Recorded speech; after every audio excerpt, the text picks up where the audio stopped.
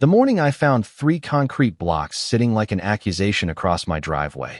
I thought someone was playing a prank, then I read the little laminated sign stuck in the dirt, all official looking and smug, and I knew it wasn't a joke. It was a message.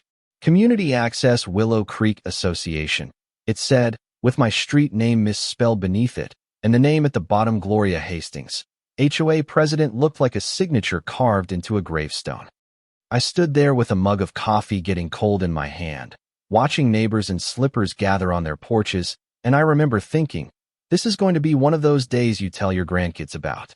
Only I don't have grandkids, so I told my neighbor instead, and that's how it all started. We'd been living on Willow Creek Lane for 7 years, a little weathered split level with a garden that got more weeds than praise, a porch swing that squeaked in the summer, and a mailbox that leaned like it had given up. It wasn't fancy. We weren't the type to throw neighborhood barbecues, but we kept to ourselves, and we paid our dues. Gloria, she was the sort of person who loved rules the way some people collect stamps, precise, inked, and judged by condition. And at first she seemed harmless enough, all clipboards and polite emails about trash cans. Over time the emails turned into letters, and the letters turned into declarations, and one of those declarations, apparently, was that my driveway, which sits entirely on my deed, somehow constituted unauthorized access to the common area, or at least that's the story she started telling anyone who would listen. You don't expect your neighbor to weaponize a clipboard, but let me tell you, when someone wants to control a cul-de-sac, they start with the little things.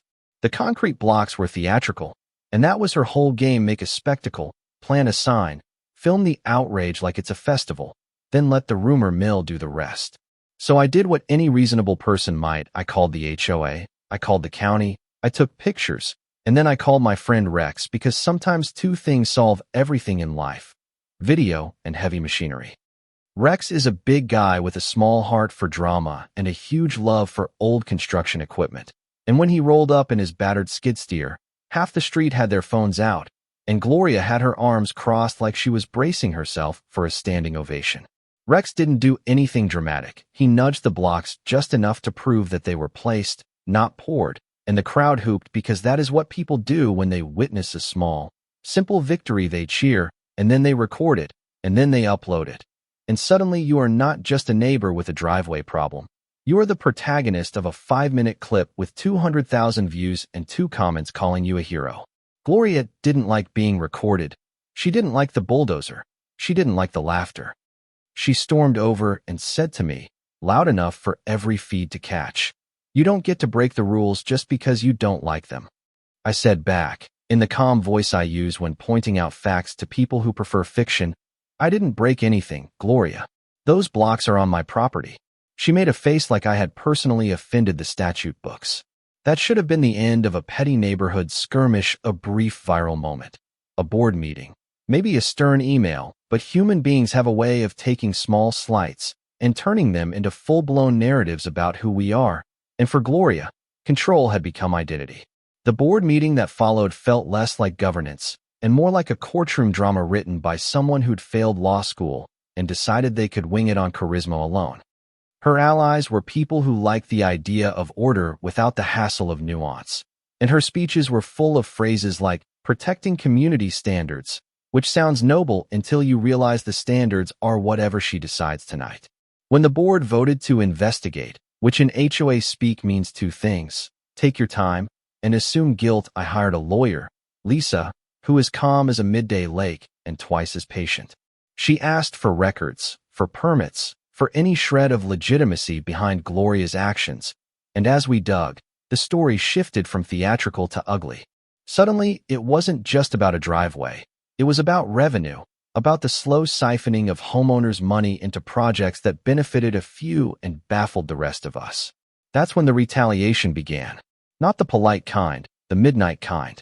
I found my mailbox smashed one morning, the porch light bulbs replaced with burnout spares, the landscaping I loved rearranged into some kind of suburban abstract art.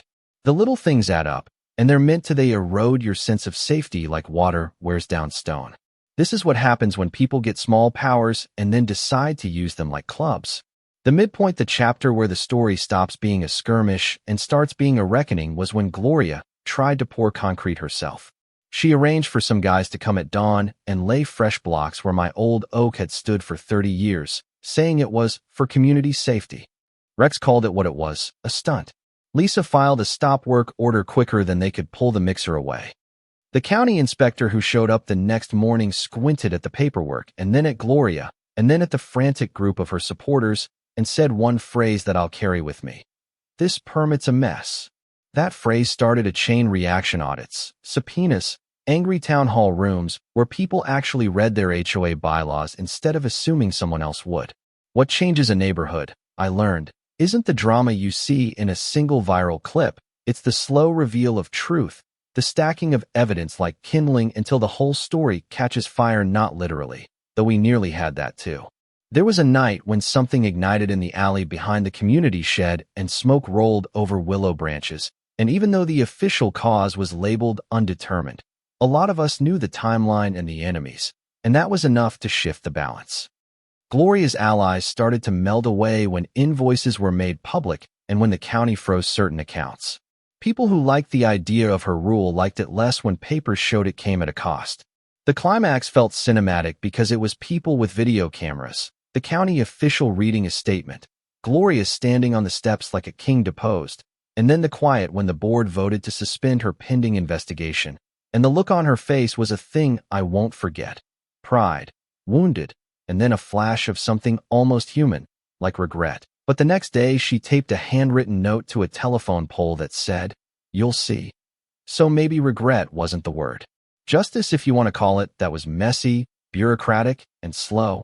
But it was also oddly satisfying to see the ledger balanced and for the community to reclaim some decisions that had been made in back rooms. We didn't get a fairy tale ending. The HOA reformed, new bylaws came into force, and a small committee oversaw budgets with an eye that had, until then, been absent. The garden where the oak had been became a communal spot, a low table, a bench, some wildflowers, and a plaque that reads something earnest about neighborliness. It looked nice in the video montages people made afterward, and people posted before and after shots like we'd staged a makeover show. But on the last scene, which still sits in my head like film after the credits, someone found an envelope tucked under the plaque, inside a business card with Gloria's name and nothing else, no apology, no address, just a card in the shadow of an ellipsis. It's less cinematic, but it works. So here's the thing, and I'll say it plain. I don't want your likes. I don't want to be a hero. I just want to sit on my porch without thinking about whether someone's going to decide tomorrow that my oak is an obstruction. If you've ever lived somewhere and felt the ground shift under your feet because someone in a position of small power decided to rearrange your life, tell me how you handled it, what worked, what didn't, who surprised you. Share the video if it makes you laugh, leave a comment if it makes you angry, and if you think rules are for protection and not for profit, say so loud enough that someone tuning in will hear.